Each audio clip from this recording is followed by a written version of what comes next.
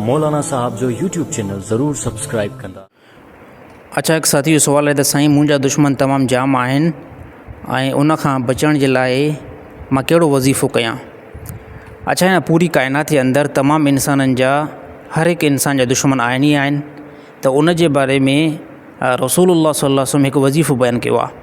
उहो वज़ीफ़े जा अल्फ़ाज़ आहिनि, अल्लाहुम्मा इन्ना नजअलुका फ़ी नुहूरिहिम व नऊज़ु बिका मिन शुरूरिहिम।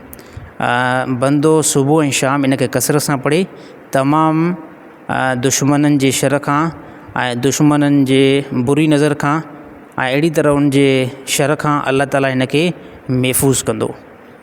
त हर हिकु बंदे जो कोई न कोई दुश्मन हूंदो आहे ऐं अहिड़ी तरह उन दुश्मन खां बचण जे लाइ रसूलुल्लाह सल्लल्लाहु अलैहि वसल्लम जेको वज़ीफ़ो बयानु कयो आहे उहो इहो ई वज़ीफ़ो आहे, अल्लाहुम्मा इन्ना नजअलुका फ़ी नुहूरिहिम व नऊज़ु बिका मिन शुरूरिहिम। सुबुह शाम इन खे कसरत सां बंदो पढ़ंदो, अल्लाह ताला तमामु शर खां हिन बंदे खे महफ़ूज़ रखंदो।